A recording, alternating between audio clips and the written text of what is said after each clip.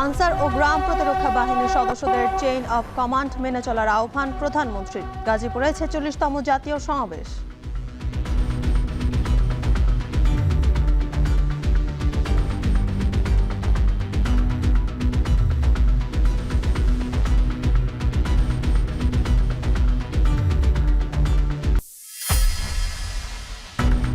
ওমানে গাড়ির এসির বিষাক্ত গ্যাসে মারা যাওয়া ৪ ভাইয়ের মরদেহ চট্টগ্রামের রাঙ্গুনিয়ায়। গ্রাম জুড়ে শোকের ছায়া, জানাজা দাফনের প্রস্তুতি।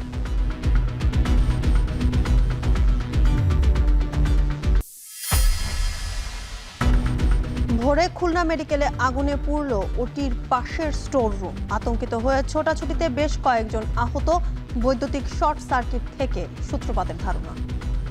রোগীটা নামাইছি, নামানোর পরে আমি দেখি কি এই সামনের গেট থেকে শুধু আগুন আর আগুন, মানে ধোঁয়া ধোঁয়া উঠতেছে। আগুন আসার পরে দরজা বন্ধ করে দিয়ে এই দিক দিয়ে দরজা ভেঙে আমরা এই রুগী বের করেছি সব। ইমার্জেন্সি ওটির পাশে আমাদের যে পোস্ট অপারেটিভ ওয়ার্ড আছে, সেই পোস্ট অপারেটিভ ওয়ার্ড এবং পাশে একটা রুম আছে, সেই দুটো রুমই ক্ষতিগ্রস্ত হয়েছে। পাশাপাশি স্প্রিড হয়ে আরও অন্যান্য জায়গাতেও গেছে। দেশ জুড়ে জমে উঠেছে কোরবানির পশুর হাট। সাভারে হাজারের বেশি খামারে ক্রেতার ভিড়। বাগেরহাটে দেশীয় পদ্ধতিতে পালিত পশুর বাড়তি চাহিদা। গুঁড়া ভুসি, লাউ, ভুট্টার গুঁড়া, এগুলো একেবারে দেশিভাবে খাওয়ানো হয়। বেশি বেশি করে খাবার দিচ্ছি আমরা, 2-3 বার করে, দেশি গরু, আর ভালো দাম পাবো।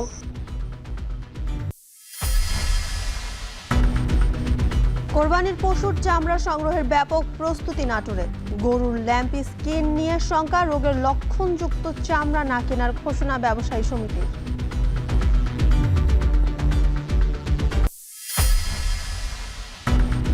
রাঙামাটির কাপ্তায়ে মারাত্মক দূষণের কবলে কর্ণফুলী নদী। কমছে মাছ, জীববৈচিত্র্য রক্ষায় দূষণের শূন্যের কোঠায় নামিয়ে আনার আশ্বাস প্রশাসনের। সেখানে যেই সব ময়লা আবর্জনা ফেলা হচ্ছে সেগুলো যেন খুব সুষ্ঠু হয়েছে সেগুলো নিষ্কাশন হয়, সে ব্যাপারে আমরা পদক্ষেপ নিচ্ছি।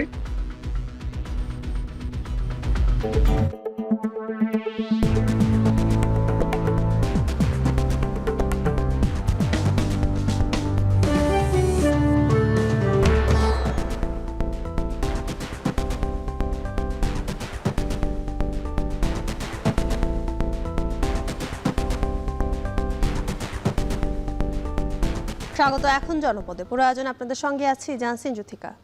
ওমানে গাড়ির এসির বিষাক্ত গ্যাসে মারা যাওয়া ৪ ভাইয়ের মরদেহ এখন নিজ বাড়ি চট্টগ্রামের রাঙ্গুনিয়ায়। পুরো গ্রাম জুড়ে নেমেছে শোকের ছায়া। এ নিয়ে আরও জানাতে সেখান থেকে যুক্ত হচ্ছেন সহকর্মী ফয়সাল করিম। ফয়সাল, জানাজা ও দাফনের বিষয়ে কি বলছে পরিবার?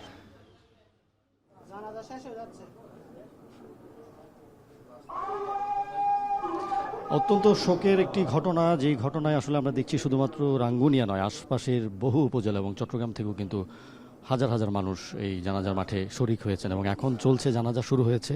এবং এখানে আমরা দেখছি শুধুমাত্র রাঙ্গুনিয়া উপজেলার মানুষ নয়, অসংখ্য মানুষ আমরা দেখছি যে এই ঘটনায় আসলে এতটাই নাড়া দিয়েছে। একই পরিবারের ৪ ভাই মারা যাওয়ার যে ঘটনা, এটি কিন্তু একেবারে বিরল একটি ঘটনা। আগে রাঙ্গুনিয়াবাসী বা চট্টগ্রামবাসী এমন কোনো ঘটনা দেখেনি।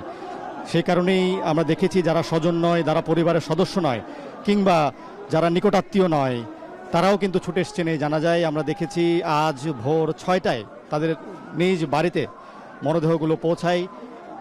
রাশেদ, সিরাজ, শহীদ এবং শাহেদ ৪ ভাইয়ের মরদেহ উঠানে যখন আনা হয় তখন কিন্তু পুরো গ্রাম জুড়ে শোকের মাতম। এবং সবচেয়ে দুঃখের যে বিষয়টি কিংবা ট্র্যাজিক যে বিষয়টি, সেটি হচ্ছে তাদের যিনি মা আছেন, গর্ভধারিণী মা, মায়াবতী মা, তিনি কিন্তু এতদিন জানতেন না যে ৪ ছেলে মারা গেছে। এবং আজকে ভোরে যখন তাদের মরদেহগুলো আনা হয়, তিনি তখন বুঝে নেন যে তার বুক আসলে খালি হয়ে গেছে। তার বুকের যে ৪ ধন, তারা কিন্তু আর পৃথিবীতে নেই। তার আগেই তারা পৃথিবী থেকে পরপারে পাড়ি জমিয়েছেন। এবং তার অবস্থা কিন্তু দীর্ঘদিন ধরে তিনি অসুস্থ ছিলেন এবং এই ঘটনা জানার পর তিনি আরও শোকাগ্রস্ত হয়ে অসুস্থ হয়ে পড়েন এবং তাকে বর্তমানে চিকিৎসকের তত্ত্বাবধানে রাখা হয়েছে, ঘুমের ওষুধ দিয়ে রাখা হয়েছে। এবং পরিবারের যারা স্বজন আছেন, সদস্য আছেন, তারা কিন্তু বারবার মূর্ছা যাচ্ছে। এবং আমরা দেখছি যে এই রাঙ্গুনিয়ার যে জানাজার মাঠ, যে লালানগর উচ্চ বিদ্যালয়ের মাঠ, সেই মাঠে কিন্তু আমরা দেখছি যে হাজার হাজার মানুষ ভিড় করছে এবং এখন কিন্তু তাদের যে খাটিয়াগুলো সেগুলো সামনে রাখা হয়েছে। কিছুক্ষণ এগুলো এলাকাবাসী বা যারা এসছেন তাদের উদ্দেশ্যে এগুলো রাখা হবে এবং কিছুক্ষণ পরে মরদেহগুলো নিয়ে যাওয়া হবে যেখানে তাদের দাফন করা হবে, কবর দেয়া হবে। এবং বাড়ি থেকে 300 গজ দূরে একটি কবরস্থান আছে যেখানে 4 ভাইকে পাশাপাশি একটি কবর দেওয়ার ব্যবস্থা করা হয়েছে। এবং আসলে আমরা যেটি দেখেছি যে এই মরদেহ আনার ক্ষেত্রে কিংবা এই গ্রামের বাড়িতে নিয়ে আসা পর্যন্ত যাবতীয় যে খরচ সেগুলো কিন্তু বাংলাদেশ সরকার এবং যে সহায়তা সেগুলো কিন্তু বাংলাদেশ সরকার এবং পাশাপাশি প্রবাসী যে সংগঠন আছে, স্থানীয় যেই রাজনৈতিক সংগঠনগুলো আছে তারা কিন্তু সবাই এগিয়ে এসছেন।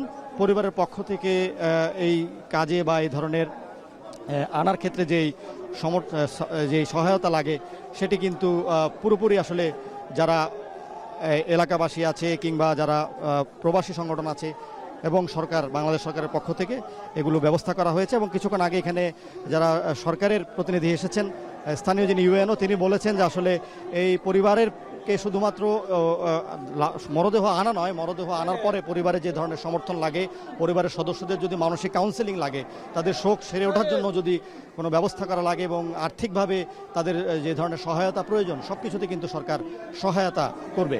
তো এই ছিল আমার কাছে রাঙ্গুনিয়ার জানাজার মাঠ থেকে সবশেষ। চট্টগ্রামের রাঙ্গুনিয়া থেকে সবশেষ খবর জানাতে যুক্ত ছিলেন ফয়সাল করিম। আগুনে পুড়ল খুলনা মেডিকেল কলেজ হাসপাতালের 3য় তলার অপারেশন থিয়েটারের পাশের স্টোর রুম। ঘুমন্ত অবস্থায় আগুন লাগলে আতঙ্কিত হয়ে ছোটাছুটিতে আহত হন বেশ কয়েকজন। স্টোররুমে আগুন লাগায়ের পাশের পোস্ট অপারেটিভ চিকিৎসাধীন 7 রোগীকে নিরাপদে সরিয়ে নেওয়া হয়। বৈদ্যুতিক শর্ট সার্কিট থেকে আগুন লেগেছে বলে প্রাথমিক ধারণা ফায়ার সার্ভিসের। আরও জানাচ্ছেন তরিকুল ইসলাম। ভোর 5:30 খুলনা মেডিকেল কলেজ হাসপাতালের বেশিরভাগ রোগী তখনও ঘুমিয়ে আছে। চারিদিকে চিৎকার চেঁচামেচিতে সবারই ঘুম ভাঙে। 3য় তলায় অপারেশন থিয়েটারের পাশে স্টোর রুমে অগ্নিকাণ্ডের সূত্রপাত হয়। প্রচণ্ড ধোঁয়া আর আগুনের লেলিহান শিখা দেখে সবাই ছুটোছুটি করে হাসপাতালের বাইরে অবস্থান নেয়। কিছুক্ষণের মধ্যে ফায়ার সার্ভিসের 10টি ইউনিট এসে কাজ শুরু করে 1 ঘন্টার মধ্যে আগুন নিয়ন্ত্রণে আনে। বলতে যে আগুন আগুন গেটের দিকে আছি, গেটের দিকে। পরে আমি দৌড়ে আইসি, বেরোই বলছে কোন দিকে আগুন, বেরোবো তো কোন দিকে আগুন। আমার রুগী মনে করেন পায়ে সমস্যা, আমি নিয়ে নামবো কিভাবে। পরে শুনি কি ওটিতে আগুন লাগছে। আতঙ্কগ্রস্ত ছিল, যে যার মতো করে পারছে বের হয়ে গেছে। বের হতে গিয়ে কেউ একজনের আরেকজনের সাথে ইনজুর্ড হয়েছে। সব সেক্টরে তো আগুন লাগে নাই, একটা সেক্টরে আগুন লাগছে, আর বাকি সব সেক্টরগুলোতে ভীত সন্ত্রস্ত হয়ে সবাই বাইরে যাচ্ছে।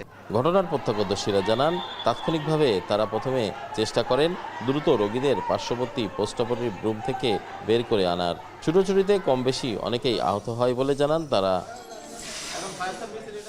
বৈদ্যুতিক শর্ট সার্কিটের মাধ্যমে আগুনের সূত্রপাত হতে পারে বলে ধারণা ফায়ার সার্ভিসের। তবে কি পরিমাণ ক্ষয়ক্ষতি হয়েছে সেটা এখনো নিরূপণ করা যায়নি।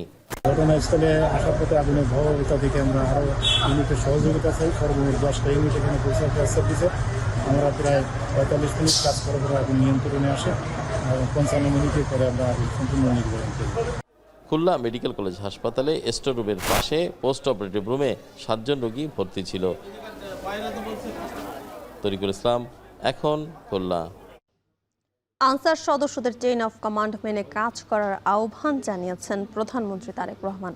আনসার ও গ্রাম প্রতিরক্ষা বাহিনীর 46তম জাতীয় সমাবেশে যোগ দিয়ে তিনি এই আহ্বান জানান।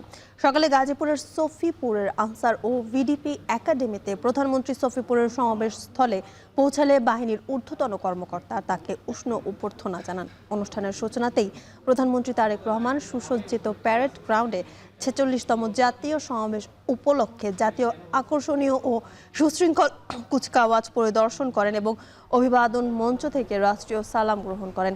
এ সময় বাহিনীর চৌকস দলগুলো প্রধানমন্ত্রীকে বিশেষ গার্ড অব অনার প্রদান করে। সমাবেশ শেষে বিকেলে তিনি গাজীপুরের গাছা এলাকায় জাতীয় দুর্যোগ ও প্রশিক্ষণ ইনস্টিটিউট ভবনের ভিত্তিপ্রস্তর স্থাপন করবেন। সংশ্লিষ্ট সূত্র গণমাধ্যমকে জানায়, আধুনিক সুযোগ সুবিধা সংবলিত এ ধরনের বিশেষায়িত প্রশিক্ষণ প্রতিষ্ঠান দেশে এই প্রথম, যা দুর্যোগ ব্যবস্থাপনা ও প্রশিক্ষণ কার্যক্রমে নতুন দিগন্ত খুলে দেবে বলে আশা করা হচ্ছে। প্রধানমন্ত্রীর সফরকে কেন্দ্র করে পুরো জেলা জুড়ে বিরাজ করছে উৎসব মুখর পরিবেশ। সরকারি ও বেসরকারি পর্যায়ে নেওয়া হয়েছে ব্যাপক প্রস্তুতি। উপজেলা পর্যায়ে এই বাহিনীর কার্যক্রম আরও শক্তিশালী করতে উপজেলা আনসার প্রবিধিমালা 2026 প্রণয়নেরও উদ্যোগ গ্রহণ করা হয়েছে। আমি দৃঢ়ভাবে বিশ্বাস করি আপনাদের নিষ্ঠা, শৃঙ্খলা, পেশাদারিত্ব এবং গভীর দেশপ্রেমের মাধ্যমে বাংলাদেশ আনসার ও গ্রাম প্রতিরক্ষা বাহিনী ভবিষ্যতে প্রযুক্তি নির্ভর মানবিক সামাজিক বাহিনী হিসাবে ইনশাল্লাহ আত্মপ্রকাশ করবে। এবার কোরবানির পশুর হাটের খবর।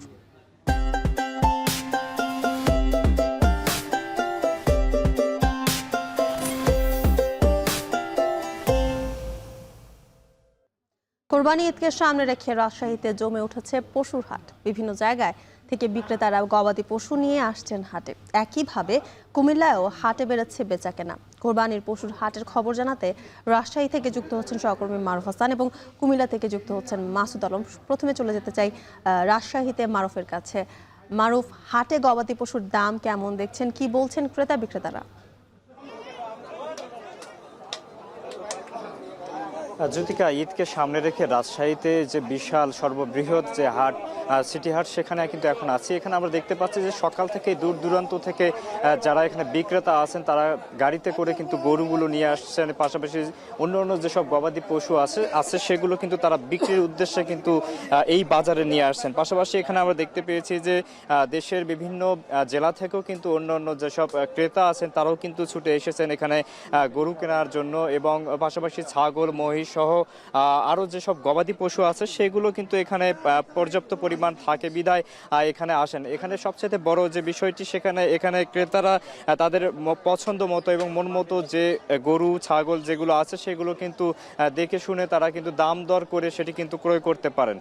পাশাপাশি এখানে বিক্রেতা যারা আছেন সরাসরি খামারিরা, তারাও কিন্তু এখানে তাদের গবাদি পশু বিক্রির উদ্দেশ্যে কিন্তু নিয়ে আসেন। এবং যেহেতু এই জায়গাতে প্রতি বছরই এখানে কিন্তু ঈদকে উপলক্ষে বিশাল যে হাট সেটি কিন্তু লেগে থাকে, পাশাপাশি প্রতি বছরই কিন্তু এখানে গবাদি পশু বিক্রি হয়। আমরা জানি যে এখানে প্রাণী সম্পদ অধিদপ্তরের তথ্য মতে এই বছর রাজশাহী জেলাতে গবাদি পশু মজুদ আছে 4,63,011টি, যেখানে গরুর সংখ্যা 1,04,841টি, মহিষ 3,425টি, ছাগল 3,11,339টি, সর্বমোট এখানে 4,63,011টি কিন্তু এখানে গবাদি পশু এবছর মজুদ করে রাখা হয়েছে। এবং এবছর রাজশাহীতে শুধুমাত্র গবাদি পশুর চাহিদা রয়েছে 3,51,058টি, এবং যেখানে উদ্বৃত্ত থাকছে 90,000-এরও অধিক। সব মিলে এখানে প্রায় 1,000 কোটি টাকার মতো এবার কিন্তু বেচা কেনা কিন্তু হবে বলেও আমরা জানতে পেরেছি। তবে এখানে ক্রেতারা বলছেন যে আসলে বিগত সময়গুলোর চাইতে এবারে কিন্তু একটু দাম বেশি রয়েছে, যার কারণে তারা কিনতে অনেকটাই হিমশিম খাচ্ছেন। তবে এখানে যারা ক্রেতা আছেন তারা বলছেন যে যেহেতু গবাদি পশুর খাবারের দাম অনেক বেশি, যার কারণে একটু দাম বেশি মনে হচ্ছে। তবে দাম দরের মাধ্যমে সেটি আসলে ক্রেতাদের ক্রয় ক্ষমতার মধ্যে আসবে বলে কিন্তু তারা বলছেন। জ্যোতিকা, রাজশাহী থেকে সিটি হাট থেকে এই ছিল আমার কাছে গবাদি পশুর বেচা কেনার সবশেষ তথ্য। এবার চলে যেতে চাই কুমিল্লায় মাসুদ আলমের কাছে। মাসুদ, আমরা রাজশাহীর কোরবানির পশুর হাটের খবর জানছিলাম। কুমিল্লায় কোরবানির পশুর সরবরাহ কেমন দেখছেন, বেচা বিক্রি বেড়েছে কিনা?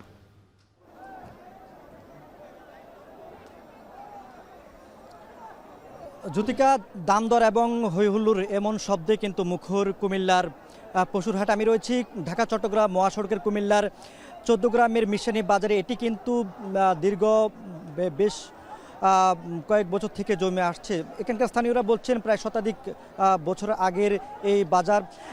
প্রতি ঈদুল আজহায় এটি প্রথম দিক থেকে জমতে শুরু করে। তার ব্যতিক্রম কিন্তু আজকে আমরা দেখেছি একইভাবে কোনো ব্যতিক্রম নেই। কারণ হচ্ছে যে বিভিন্ন দূর দূরান্ত থেকে যারা ব্যাপারী এবং যারা গৃহপালিত পশু বিক্রির উদ্দেশ্যে লালন পালন করেছেন তারা এই হাটে গরু পশু নিয়ে এসেছেন বিক্রির উদ্দেশ্যে। আমরা দেখেছি যে এখন যে অবস্থা বর্তমানে সেটি একেবারে না জমলেও ঘণ্টাখানিক পরে কিন্তু সেটি পুরো দমে জমতে শুরু করবে। কারণ হচ্ছে যে এই বাজারটি শুরু হয় ঠিক ভোর থেকে চলে সন্ধ্যা পর্যন্ত। এখানে বিশেষ করে এখানে যে জায়গাগুলো থেকে পশু নিয়ে আসেন ব্যাপারীরা, বিশেষ করে হচ্ছে রাজশাহী, একই সঙ্গে রংপুর, দিনাজপুর, যশোর, বগুড়া, এই অঞ্চলগুলো থেকে এখানে গরু নিয়ে আসেন ব্যাপারীরা বিভিন্ন পরিবহন যোগে। এরপরে এখান থেকে আবার বিভিন্ন দূর দূরান্ত থেকে ক্রেতারা এসে এখান থেকে পশু নিয়ে যান। এখানে সপ্তাহে একদিন পশুর হাটে পশুর হাট হয়ে থাকে বুধবারে। রমজান কুরবানি ঈদ উপলক্ষে আর মাত্র একটি বাজার রয়েছে সামনে, যার কারণে হচ্ছে আজকের বাজারটি সবচেয়ে গুরুত্বপূর্ণ এখানকার। আমরা এখানকার বিক্রেতার সাথে কথা বলেছি, তারা বলছেন যে বাজার জমতে শুরু করেছে। বর্তমানে যে দাম পশুর, এটি ছোট থেকে একেবারে হচ্ছে যে মাঝারি এবং বড় আকারের যে গরুগুলো রয়েছে সেগুলোর দাম তারা বলছেন যে প্রতি মন গরুর দাম হচ্ছে 20 থেকে 35 হাজার টাকা। এই দাম আরও বাড়তে পারে। তবে এখানকার যারা বিক্রেতা রয়েছেন তাদের মধ্যে একটা সংখ্যা কাজ করছে, কারণ এর সাথে হচ্ছে সীমান্ত এবং হচ্ছে যে বাজার ব্যবস্থাপনা যদি যারা আয়োজন করে তাদের মধ্যে যদি কোনো দুর্বলতা থাকে তাহলে হচ্ছে তারা তাদের প্রত্যাশা অনুসারে পশু বিক্রি করতে পারবে না। তবে আমরা জেলা প্রশাসনের সাথে কথা বলি, তারা বলছেন যে পশু চিকিৎসক এবং জাল টাকা শনাক্ত সহ নানান ব্যবস্থা তারা নিয়েছেন যাতে করে কোনো অনিয়ম না থাকে বাজারে। তো এই ছিল কুমিল্লা থেকে জ্যোতিকা, সবশেষ। কোরবানির পশুর হাটের খবর জানাতে যুক্ত ছিলেন সহকর্মীরা। ঈদুল আজহা ঘিরে সাভারে 1000-এর বেশি খামারে প্রস্তুত করা হয়েছে কোরবানির পশু। খামারিরা বলছেন গোখাদ্যের দাম বৃদ্ধি ও লোডশেডিং এর চাপ থাকলেও স্বাস্থ্যসম্মত উপায়ে প্রাকৃতিক খাবার খাইয়ে প্রস্তুত করা হচ্ছে পশু। এরই মধ্যে আগেভাগে পছন্দের পশু খুঁজতে খামারগুলোতে ভিড় করছেন ক্রেতারা। হুমায়ুন কবিরের প্রতিবেদন। ঈদুল আজহাকে সামনে রেখে সাভারের বিভিন্ন খামারে এখন ব্যস্ততার শেষ নেই। প্রাকৃতিক উপায়ে গরু, মহিষ, ছাগল ও দুম্বা মোটাতাজা করে প্রস্তুত করছেন খামারিরা। সাভারের পূর্বহাটি এলাকার লালন ডেইরি ফার্ম, সাভার এগ্রো সহ উপজেলার 1239টি খামারে এখন চলছে কুরবানি পশু প্রস্তুতের ব্যস্ততা। প্রাকৃতিক উপায়ে তাজা ঘাস, ভুট্টা, ভুসি, খৈল সহ বিভিন্ন খাদ্যে আকর্ষণীয় করে তোলার চেষ্টা করছেন খামারিরা। ঠান্ডায় করে মনে করেন যে 2 বার, আর হলে মনে করেন ঘর পরিষ্কার করি 5 বার, আর হলে গরম থাকলে 4 বার গোসল করাই। গরু খিলাই ভুট্টা আছে, খুদ আছে, আবার গুড় আছে, গুড় দিয়ে মিশাতেছি, গুড় দিয়ে যাই মিশাতেছি। ওই যে ঘাস খিলামু, এখন ওই যে ভুসি খিলাইতেছি, কিছুক্ষণ পরে ঘাস খিলামু। আমাদের এখানে একবারে অরিজিনাল টাটকা ঘাস নগদ আনা হয়। এখানে কুড়া ভুসি, জাউ, ভুট্টার গুঁড়া এগুলো একেবারে দেশি ভাবে খাওয়ানো হয়, কোনো ভেজাল মুক্ত একবার সবসময় থাকে। সবুজ ঘাস খাওয়াই, গরুরে ভাঙ্গায়, মেশিনে ভাঙ্গায় খাওয়াই, মানুষের মতো যত্ন করি। সাভারের প্রাণী সম্পদ অফিসের তথ্য অনুযায়ী এবার কুরবানি পশুর চাহিদা 93,465টি। চাহিদা পূরণে 15,187টি পশু প্রস্তুত করেছেন খামারিরা। বাকিটা পূরণ করবে বিভিন্ন জেলার পশু।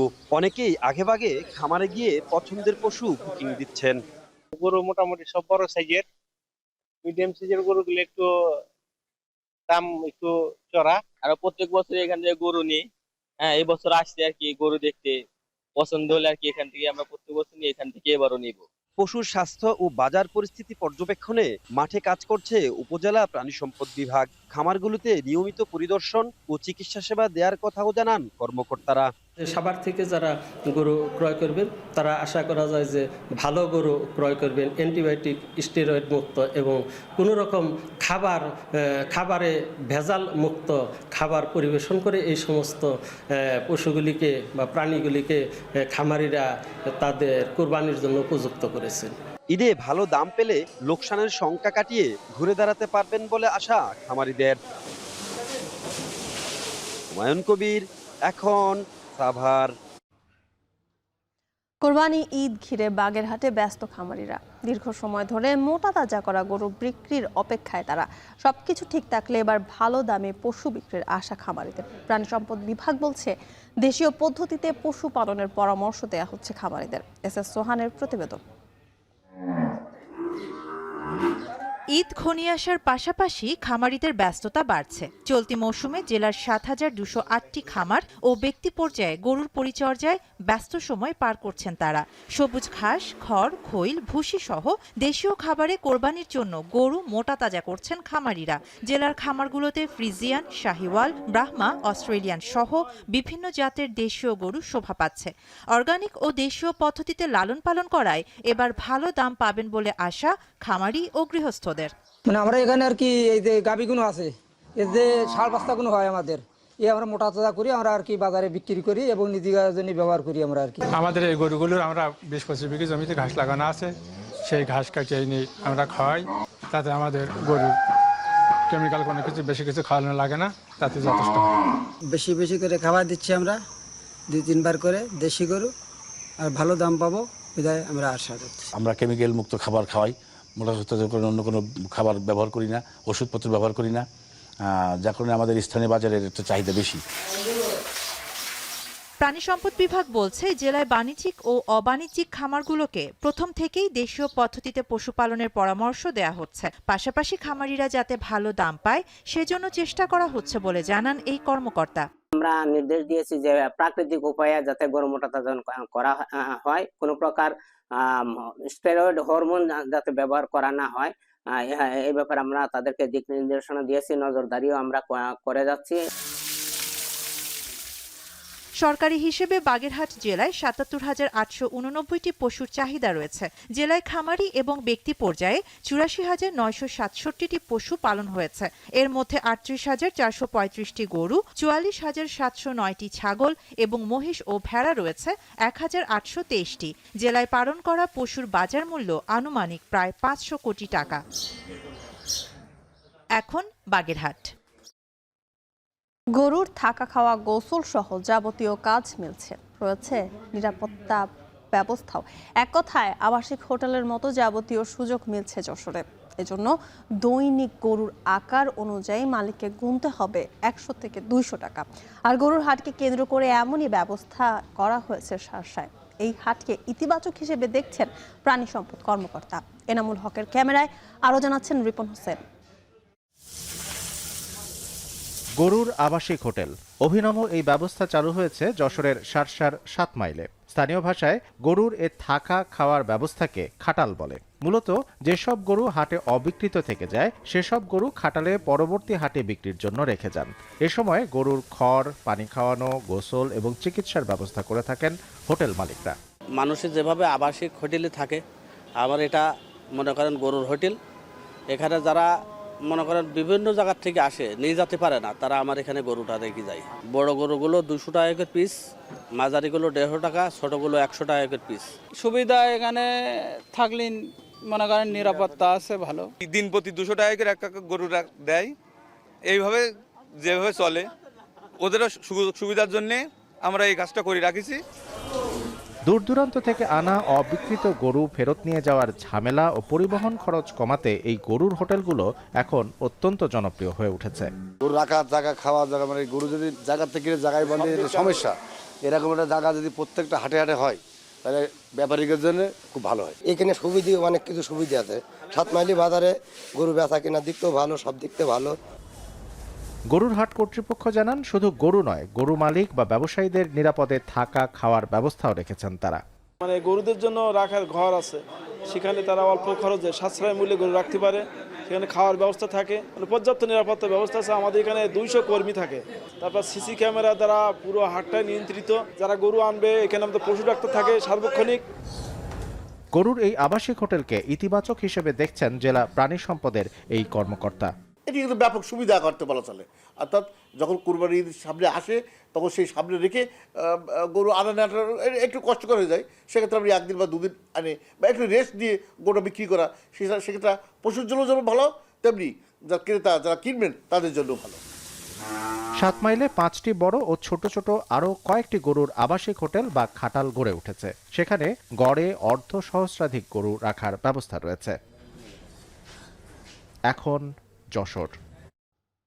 ঈদ ঘিরে চামড়া সংগ্রহের ব্যাপক প্রস্তুতি নিয়েছে দেশের দ্বিতীয় বৃহত্তম মোকাম নাটোরের ব্যবসায়ীরা। যদিও চামড়া সংগ্রহে বড় বাধা গরুর লাম্পি স্কিন রোগ। বিগত দিনে সংগ্রহ করা চামড়ার 30 থেকে 40% এই রোগে আক্রান্ত ছিল। তাই এবার কোনো চামড়ায় রোগটি দেখা দিলে তা না কেনার ঘোষণা সমিতির।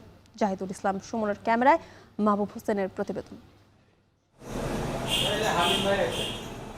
দেশি বছরে চামড়ার মোট চাহিদার অর্ধেক সংগ্রহ হয় কোরবানি ঈদে, যার 20 থেকে 25% যোগান দেয় নাটোর। চামড়ার সংগ্রহের ব্যাপক প্রস্তুতি নিলেও ট্যানারি মালিকদের কাছে বকেয়া 70 কোটি টাকা এখনো পায়নি নাটোরের ব্যবসায়ীরা। এছাড়াও হঠাৎ করে লবণের দাম বাড়ায় চামড়া লবণজাত করা নিয়ে শঙ্কায় তারা। এক বস্তা মালের 170-80 টাকা ভাড়াই লেগে যায়, 850 টাকা লবণের দাম, তো এমনি দেখা যাচ্ছে যে 950-1000 টাকা পড়ে যায়। লবণটা যে দাম ছিল অলরেডি অনেকখানি বৃদ্ধি পেয়েছে। আসলে এটা আমি সরকারের কাছে দাবি জানাচ্ছি যে লবণটার দিকে তদারকি করে। বর্তমান সরকার আশ্বাস দিয়েছে যে বর্তমান ট্যানারির মালিকদেরকে আর্থিক সহায়তা করবে। চামড়ার ব্যবসায়ীদের সকল প্রস্তুতির মাঝেও রয়েছে উদ্বেগ ও শঙ্কা, কারণ বিগত দিনে সংগ্রহ করা অন্তত 30 থেকে 40% লাম্পি স্কিন ডিজিজে আক্রান্ত গরুর চামড়া। ভালো মানের একটি চামড়ার দাম হবার কথা 1200 থেকে 1300 টাকা, কিন্তু লাম্পি স্কিন ডিজিজে আক্রান্ত হওয়া সেই চামড়ার দাম মাত্র 110 টাকা। ব্যবসায়ীদের অভিযোগ, গত 3 থেকে 4 বছরে এই রোগের প্রাদুর্ভাব বেশি দেখা দিলেও প্রাণী সম্পদের গাফিলতিতে সেটা আরও বৃদ্ধি পাচ্ছে। দেখেন একটা ফুটা, দুইটা ফুটা, এই ফুটাটা আসলে সহজে চোখে পড়ে না, যখন কাঁচা থাকালে পড়ে না, লবণ দেওয়ার পরে এটা ধরা পড়ে। ল্যাম্পিংটা একটা, আমি মনে করি যে পশু যারা ডাক্তার আছেন সরকারের তরফ থেকে ট্রিটমেন্ট দিলে পরে আমি আশা করি যে এটা মনে হয় ভালো হবে। জেলা প্রশাসন সাহেব মত বিনিময় সভা করেন আমাদেরকে নিয়ে, তখন আমরা জানিয়েছি এই যে LSD ভাইরাসের ব্যাপারে, কিন্তু প্রাণী সম্পদ মন্ত্রণালয় এ পর্যন্ত আমার মনে হয় এটি কোনো ব্যবস্থাই নেয়নি।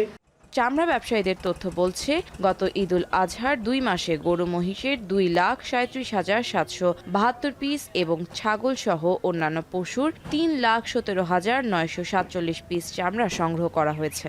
আসন্ন ঈদে গরু, ছাগল সহ অন্যান্য পশুর অন্তত 6 লাখ পিস চামড়া সংগ্রহ করার আশা ব্যবসায়ীদের। তবে চামড়ার দাম সরকার বেঁধে দিলেও লাম্পি স্কিন ডিজিজে চামড়া না কেনার হুঁশিয়ারি নাটোরের ব্যবসায়ীদের। এতে চামড়া শিল্পে বড় ধরনের প্রভাব পড়ার শঙ্কা ব্যবসায়ীদের। একটা চামড়া যদি 25 ফুট থাকে সেক্ষেত্রে দেখা যায় 6 থেকে 700 টাকা প্রতি পিসে একটা ওয়েট ব্লু চার্জ আছে, কেমিক্যাল চার্জ। এই 600-700 টাকাও ওই চামড়াটা বিক্রি হয় না। আসন্ন ঈদুল আজহা উপলক্ষে অনেক ট্যানারি মালিকরা চিন্তা ভাবনা করতেছে চামড়া যত কম কেনার জন্য চেষ্টা করার জন্য।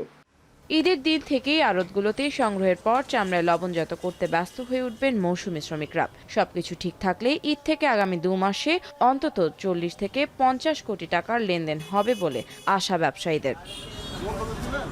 এখন নাটোর।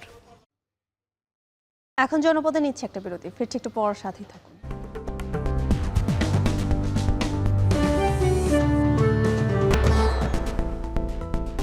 বিরতির পর ফিরে এলাম, দেখছেন এখন জনপদে।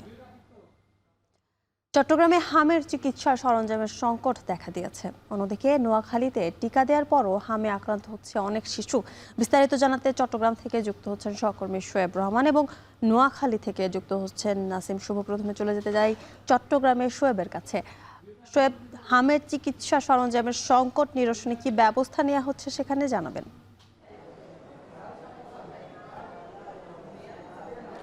জ্যোতিকা, হামের জন্য চট্টগ্রাম মেডিকেল কলেজ হাসপাতালে আলাদা ওয়ার্ড করা হয়েছে এবং আলাদা কর্নার করা হয়েছে এবং সেখানেই মূলত যারা হামে আক্রান্ত হচ্ছেন কিংবা হামের উপসর্গ নিয়ে ভর্তি হচ্ছেন তাদেরকে সেখানে চিকিৎসা দেওয়া হচ্ছে এবং যাদেরকে নিশ্চিতভাবে হাম শনাক্ত হচ্ছেন তাদেরকে কিন্তু আইসোলেশনে রেখে চিকিৎসা দেওয়া হচ্ছে এবং যাদের মধ্যে অবস্থা বেশি আশঙ্কাজনক হচ্ছে বা যাদের হাই ফ্লো নেজাল ক্যানুলার প্রয়োজন হচ্ছে, আইসিইউ সাপোর্ট প্রয়োজন হচ্ছে, তাদেরকে কিন্তু শিশু আইসিইউতে নেওয়া হচ্ছে। এবং চট্টগ্রাম মেডিকেল কলেজ হাসপাতালে 20টি শিশু আইসিইউ রয়েছে, যার মধ্যে 10টি কিন্তু অনুদানের দেয়া এবং 10টি সরকারিভাবে বরাদ্দকৃত। কিন্তু সেই শিশু আইসিইউগুলোতে কিন্তু বেশিরভাগ যন্ত্রপাতি ত্রুটিপূর্ণ এবং সেখানে বিশেষ করে হাই ফ্লো নেজাল ক্যানুলা যেগুলো রয়েছে, যেগুলো হামে আক্রান্ত শিশুদের জন্য অত্যন্ত গুরুত্বপূর্ণ, সেগুলো কিন্তু ত্রুটিপূর্ণ বলে হাসপাতাল কর্তৃপক্ষ জানিয়েছেন। এবং এই কারণে মূলত যারা আশঙ্কাজনক তাদের সেই জায়গাতে যারা ভর্তি হচ্ছেন, আইসিইউতে যারা ভর্তি হচ্ছেন, তাদের চিকিৎসা সেবা পেতে কিন্তু কিছুটা বেগ পেতে হচ্ছে এবং হাসপাতাল কর্তৃপক্ষ সেটি স্বীকার করেছেন এবং তারা বলছেন যে এই ব্যাপারে সমাধানের সমাধানের জন্য তারা কর্তৃপক্ষ বা উচ্চ পর্যায়ের যারা কর্তৃপক্ষ রয়েছেন তাদের সাথে যোগাযোগ শুরু করেছেন এবং তাদের মাধ্যমে বিষয়টি তারা সমাধানের চেষ্টা করছেন।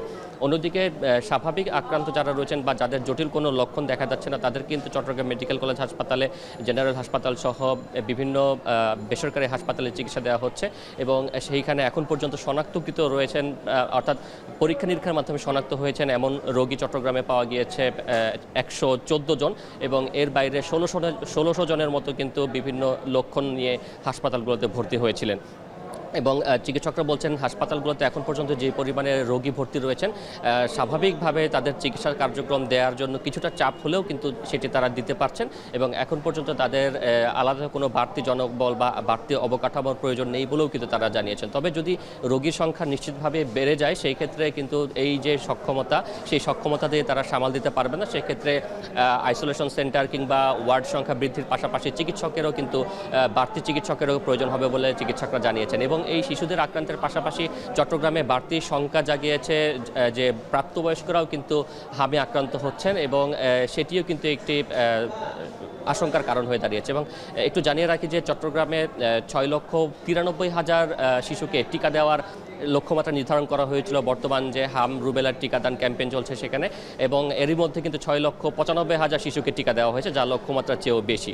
যুথিকা, হাম পরিস্থিতি নিয়ে আরো জানবো নোয়াখালীর খবর নাসিম শুভর কাছ থেকে। শুভ, টিকা দেওয়ার পরও কেন হামে আক্রান্ত হচ্ছে শিশুরা, কি বলছেন চিকিৎসকরা?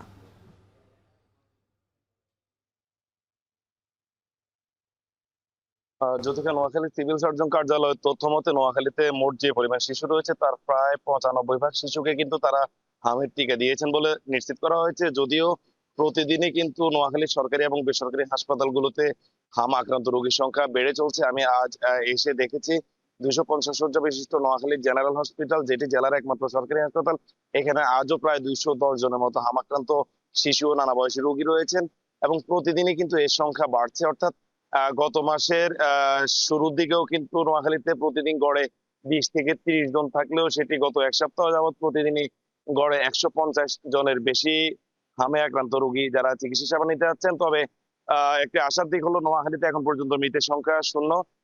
এদিকে হাম আক্রান্ত যে সকল শিশু রয়েছেন আমরা কথা বলেছি তাদের অভিভাবক ও স্বজনদের সাথে, তারা জানিয়েছেন তাদের সন্তানদেরকে আসলে হামের টিকা দেওয়া হলেও তারপরও কিন্তু তারা হামে আক্রান্ত হচ্ছেন। এর কারণ হিসেবে দেখছেন জেলায় আসলে হামের জন্য পৃথক কোনো আইসোলেশন ওয়ার্ড কিংবা পৃথক কোনো আইসোলেটেড বিশেষায়িত যে হাসপাতাল সেগুলো না থাকার কারণে হাম আক্রান্ত রোগী এবং ডায়রিয়া সহ অন্যান্য রোগে যে সকল আক্রান্ত রোগী তাদেরকে একই ভবনে একই কক্ষে চিকিৎসা সেবা দেওয়া হচ্ছে, যার কারণে কিন্তু একটি রোগ থেকে অন্য রোগে ছড়াচ্ছে। অর্থাৎ যারা হাম নিয়ে আসছেন তারা অন্য রোগে আক্রান্ত হচ্ছেন, পাশাপাশি যারা অন্য রোগে আক্রান্ত হচ্ছেন তারা কিন্তু হামের প্রকোপ তাদের মধ্যেও ছড়িয়ে পড়ছে, যার কারণে কিন্তু রোগীর সংখ্যা কমার কোনো লক্ষণে। এদিকে হাসপাতাল কর্তৃপক্ষ বলছে তাদের একদিকে জনবল সংকট, অন্যদিকে তাদের যে আবাসন ব্যবস্থা বা যে স্থান সেটির সংকুলন না হওয়ায় কিন্তু তারা বাধ্য হয়েই হাম আক্রান্ত রোগী ও অন্যান্য রোগীদের কিন্তু একসাথে চিকিৎসা সেবা দিতে হচ্ছে, যার কারণে তারা জানছেন যে এটি বাড়ছে কিন্তু তাদের আসলে কিছু করার নেই।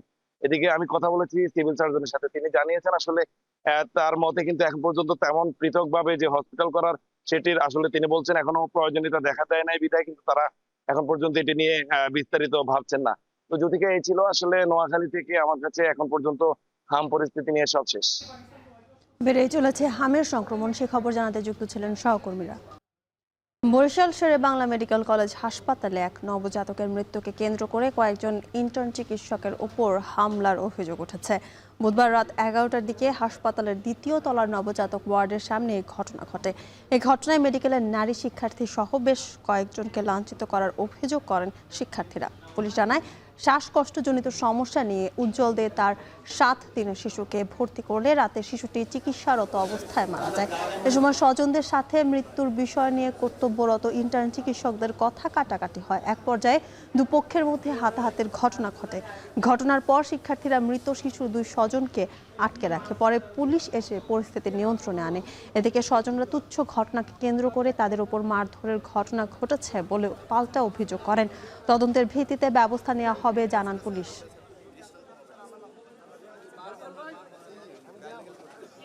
আমাদের ইন্টার্ন ভাই আপুরা 12 ঘন্টার ডিউটিটা 16 ঘন্টা এক্সটেন্ড করে তারা 12 ঘন্টা মানে 24 ঘন্টা পর্যন্ত ডিউটি করতেছে।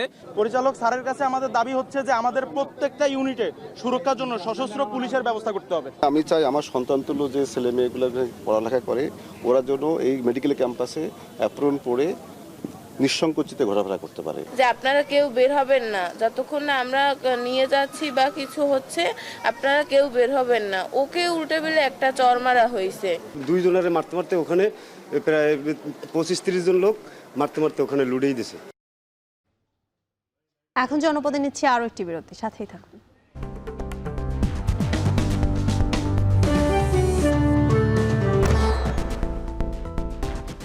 বিরতির পর ফিরে এলাম, দেখছেন এখন জনপদে।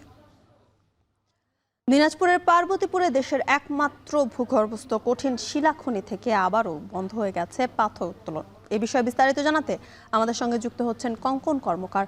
কঙ্কন, পাথর উত্তোলন কেন বন্ধ হয়েছে, আরো জানতে চাই পাথর উত্তোলন বন্ধের প্রভাব কতটুকু পড়েছে সেখানে?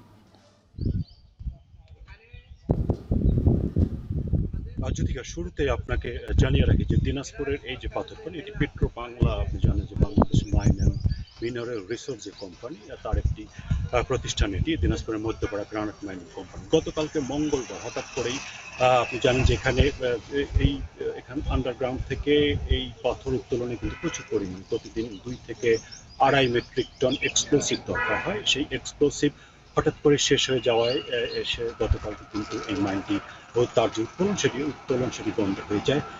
এবং এখানে যারা কর্তৃপক্ষ আছেন তারা বলছেন যে আবার এটি পুনরায় শুরু করতে কিন্তু আগামী মাসে এক্সপ্লোসিভ আসবে, তারপরেই কিন্তু এখান থেকে উত্তোলনটা শুরু হবে। তো এখানে উৎপাদন বন্ধ হওয়ার সঙ্গে সঙ্গে কিন্তু এই দেশি বিদেশি যে এখানে যারা শ্রমিক আছে তাদেরকে কিন্তু ছুটি দেওয়া হয়েছে। ফলে আপনার তারাও কিন্তু বেকার হয়ে পড়েছে অনেকটাই। এখানে যারা কাজ করেন শ্রমিক হিসেবে তারা কিন্তু নো ওয়ার্ক নো পে কন্ডিশনে কিন্তু কাজ করেন। কাজ করলে এখানে তারা বেতন পাবেন, না হলে পাবেন না, যেহেতু সামনেই তাদের এটা একটা দুশ্চিন্তার একটি বিষয়। আর আপনি জানেন যে মধ্যপাড়া যে পাথরখনি, এখানে এখন পর্যন্ত উত্তোলন করা পাথর অর্থাৎ পাথর বিক্রিতে এখন পর্যন্ত এটা বিক্রি যে সেটি কিন্তু অব্যাহত আছে, অর্থাৎ পাথর উত্তোলন বন্ধ থাকলেও বিক্রি কিন্তু চলবে। তাদের এখন পর্যন্ত 15 লাখ মেট্রিক টন পাথরের স্টক আছে, অর্থাৎ বিক্রি নিয়ে তাদের কোনো সমস্যা নাই। আর আপনার এখন পর্যন্ত এই মাইন বন্ধ থাকলেও আপনি জানেন যে আন্ডারগ্রাউন্ডে বিশাল কর্মক্ষেত্র, তো সেখানে এই মাইনটি আপনার রক্ষণাবেক্ষণের কাজ করবে। এখানে যারা বিদেশি যে কোম্পানি, আপনি জানেন যে কয়লা উত্তোলন এবং মাইনটি মেনটেন্যান্সের জন্য রক্ষণাবেক্ষণের জন্য বিদেশি একটি কোম্পানি জিটিসি তারা এখানে কর্মরত। তারা এখন এই মাইনটি কাজ বন্ধ থাকলেও আন্ডারগ্রাউন্ডে তারা বিভিন্ন রকমের মেরামতের কাজটা করবেন, যাতে পুনরায় পাথর উত্তোলন শুরু হলে তারা সেটি কোনো রকম ত্রুটি ছাড়াই যাতে এটি কন্টিনিউ করতে পারেন। আর এখানে আমি মধ্যপাড়ার যারা কর্তৃপক্ষ যারা কথা বলছি তারা বলছেন যে আগামী মাসের শুরুর দিকে আপনার এই এক্সপ্লোসিভ চলে আসবে এবং আসলে কিন্তু তারা পুনরায় উৎপাদন শুরু করতে পারবেন। এই নিয়ে এক্সপ্লোসিভের কারণে কিন্তু 15 সাল, 18 সাল এবং 22 সালে কিন্তু উৎপাদন বন্ধ হয়েছিল। তো এই ছিল জ্যোতিকা মধ্যপাড়া পাথরখনি নিয়ে আমার সর্বশেষ খবর। দিনাজপুর থেকে পাথর উত্তোলন বন্ধের খবর জানাতে যুক্ত ছিলেন কঙ্কন কর্মকার। যশোর অঞ্চলে টেকসই কৃষি সম্প্রসারণ প্রকল্পের আওতায় যশোরে শুরু হচ্ছে 3 দিনব্যাপী কৃষি প্রযুক্তি প্রদর্শন মেলা। এ নিয়ে আরো জানাতে যশোরের বাঘারপাড়া উপজেলা চত্বর থেকে যুক্ত হচ্ছেন রিপন হোসেন। রিপন, মেলায় দর্শনার্থীদের ভিড় কেমন দেখছেন? 3 দিনব্যাপী যে মেলা, ইতিমধ্যে আমরা দেখছি যে স্টলগুলো রয়েছে স্টলগুলোতে মানুষের ঢল নেমেছে। যদিও এখন মেলা আনুষ্ঠানিকভাবে শুরু হয়নি, কিছুক্ষণ পরে মেলা আনুষ্ঠানিকভাবে শুরু হবে এবং এখানে জেলা প্রশাসক তিনি উদ্বোধন করবেন ফিতা কেটে মেলাটির।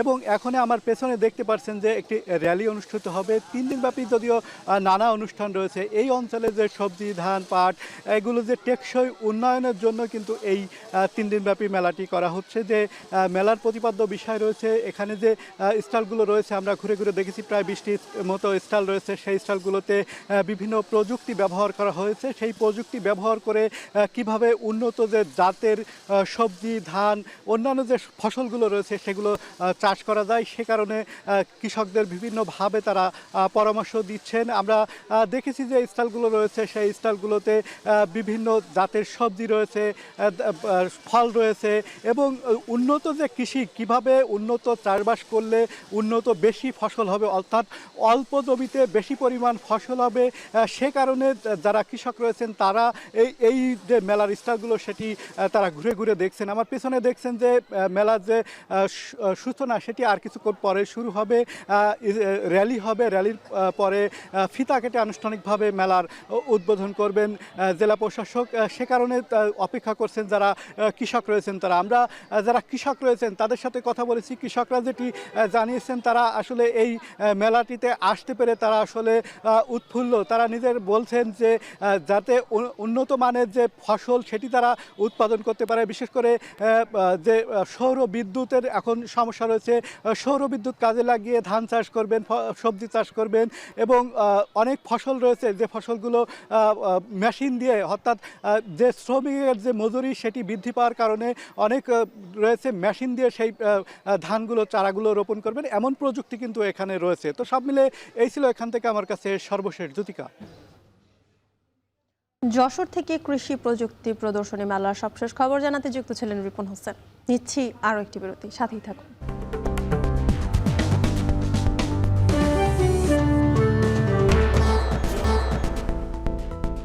বিরতির পর ফিরে এলাম, দেখছেন এখন জনপদে। রাঙামাটির কাপ্তায়ে মারাত্মক দূষণের কবলে পড়েছে কর্ণফুলী নদী। বাজার, বাসাবাড়ি ও মেডিকেলে বর্জ্য ফেলা হচ্ছে প্রতিনিয়ত। নদীর পানির দূষণে কমছে মাছ, হুমকির মুখে জীববৈচিত্র্য।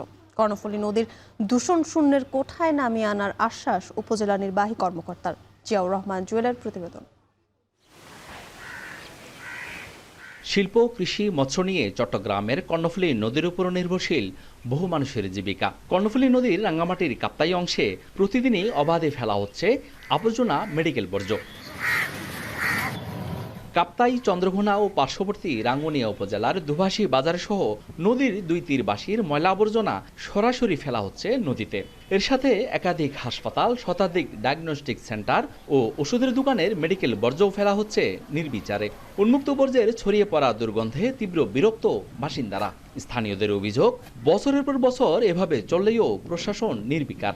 এটার কারণে পরিবেশ খুব ঝুঁকির মধ্যে আছে, কিন্তু জনগণ এখানে আসা করতে পারে না, খুব দুর্গন্ধ ছড়াচ্ছে, এটার জন্য ভিন্ন রোগ ছড়াচ্ছে মানুষের কাছে। এখানে বিশেষ করে দেখা যাচ্ছে যে এই পানি দূষণ হচ্ছে। পানি দূষণের সাথে সাথে এই পানিগুলো মাছে গ্রহণ করতেছে। এখানে যে খাবার, পচা জিনিসগুলো, এগুলো খেয়ে মাছ তো আক্রান্ত হচ্ছে, আবার এই মাছগুলোকে মানুষেরও আক্রান্ত হচ্ছে। বর্জ্যের বিষাক্ত ছোবলে আক্রান্ত এখন প্রাণ প্রকৃতিও। নদীর পানি দূষণের কারণে কমছে মাছের উৎপাদন, হুমকির মুখে জীববৈচিত্র্য।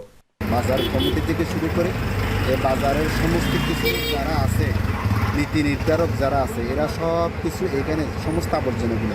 এখন দেখেন আপনি এই যে কি গন্ধ এই জায়গায়, তো যেভাবে মানে ময়লা ফেলছে এখানে, এই ময়লা পরিবেশ দূষণ হচ্ছে আমাদের কর্ণফুলীর। সমস্যাটা হচ্ছে মন্দিরের দুর্গন্ধ এবং আবর্জনা গন্ধ, যখন ভক্তরা বসতে পারতো না, করতে পারতো, পুজো করতে পারতো না, মুখে নাকে ধরে করতে হয়। নদীর দূষণ শূন্যের কোঠায় নামিয়ে আনার উদ্যোগ নেওয়া হয়েছে বলে জানিয়েছেন উপজেলা নির্বাহী কর্মকর্তা। যারা বাজারের সমিতির যারা সদস্য আছে, প্লাস বিভিন্ন ব্যবসায়িক যে সমিতিগুলো আছে, তাদের সাথে আমরা কথা বলছি।